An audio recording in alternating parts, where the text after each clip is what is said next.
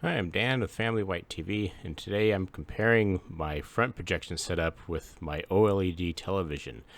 I'll be talking about the image quality differences, the ease of use of each setup, the cost, and the overall impact, and what my ultimate choice would be if I had to go with just one. So for image quality, this one's rather easy. OLED is going to beat pretty much, well, not pretty much, but every front projection setup out there. I mean, it's going to be brighter. There's going to be better colors, and the contrast is just simply unbeatable. Now you can probably get close to OLED with a front projection setup, but you're going to spend probably about $10,000 to do that. I mean, at very least, maybe $7,500 might get you close, but really $10,000. If you're going to get a front projection setup that's going to hold a candle to an OLED image, you're probably going to want something like a Epson LS 10500 laser projector, which is about $8,000, $7,000 to $8,000, depending on street prices, or maybe one of the higher end JVC projectors. And you're going to need to pair that with a really nice screen, and nice projection screens do run up around, they're in the multi-thousands of dollars. So when all is said and done, on just your projector and screen, you're going to spend about $10,000 to get image quality that can kind of be compared to OLED. But in terms of image quality, yeah, OLED is going to be better. For ease of use, well, with the OLED TV, you just turn it on, and you can open up your Netflix or anything, and I mean, it's just like a normal TV. It's pretty much, most people know how to use a normal TV. For front projection, it's a little bit more complex. For front projector, you need to turn on your source, your amplifier, possibly some external amplifiers, your projector. You gotta wait for it to warm up, and wait for it to warm up. And this is with a more low-cost projector. If you do have an Epson LS 10500, that is a laser projector, and that one, from the reviews I've read, it comes on almost instantly, so you don't have to wait for the warm-up. But for any bulb-based projector that you get, yeah, you're going to be waiting for this warm-up time to go through. And so an OLED TV is just a lot more easy to use for someone who just wants something simple.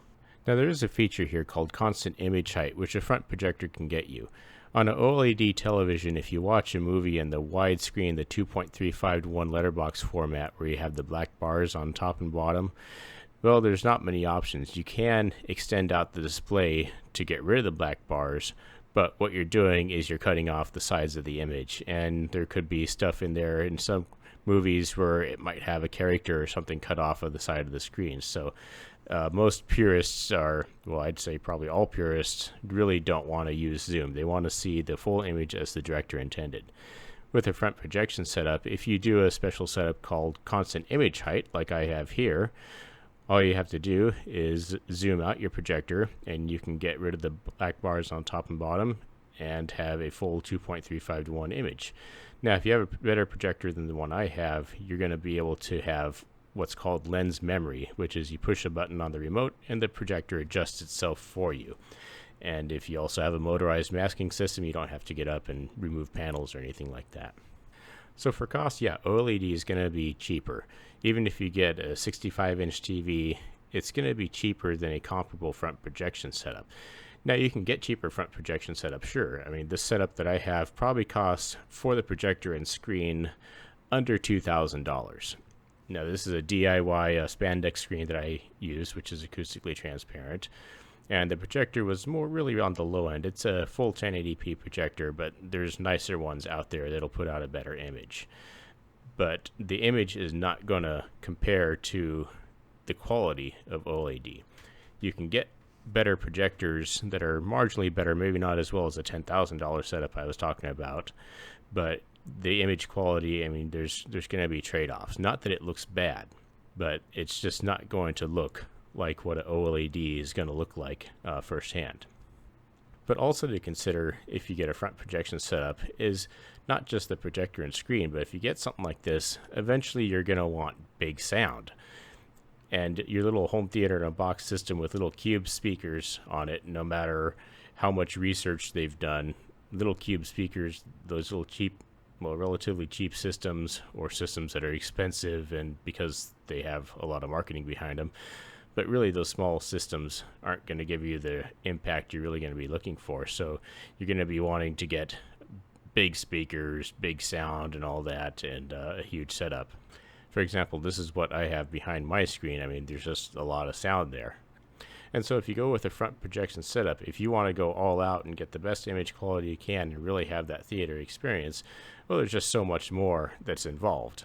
I mean, if you're really going to go for it with a home theater, well, first of all, you need a room that you can dedicate to that. You're going to want to paint the walls and ceiling a dark color. You'll need to mount your speakers. You probably want to do some sort of crown molding or some sort of molding to hide speaker wires. If you have a couple sofas, you're going to need to build a riser for the back sofa. You got to do all the wiring of all the equipment together. You got to be somewhat savvy on being able to hook all that up, or maybe even use a home theater PC like I have. You have to purchase, or you can make your own screen to hang up. You got a ceiling mount the projector. You might want to do in-ceiling speakers if you want a Dolby Atmos setup, and even you'll want to do acoustic treatments to get the best sound possible. So there's a lot involved, and when all is said and done, yeah, you're going to be in for a lot more money than with an OLED TV.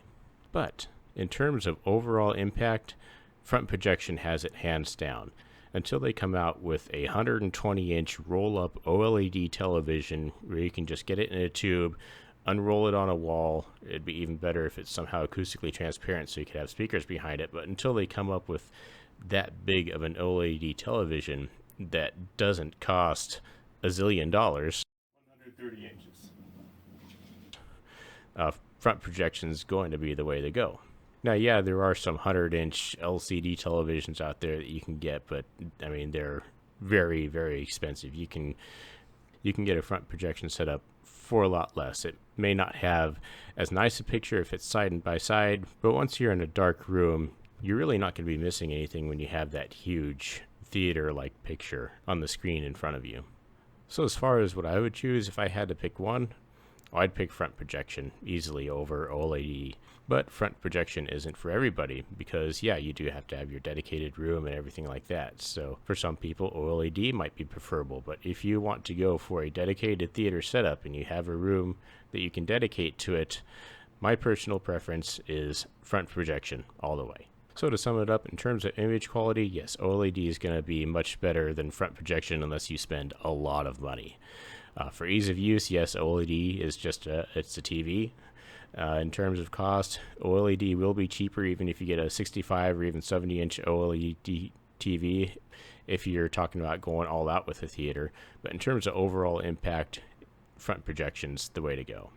And just to be clear, you can have a full front projection setup with speakers and everything for the same price of a 55-inch OLED television. It's just you're not going to have the nicest components, and you're going to be stricken with a dread disease called upgrade-itis, where you're going to want to be getting bigger speakers and bigger subwoofers and a better projector and better screen and all that. And it's just it's a hobby that'll take a lot of time, energy, and money. Thanks for watching.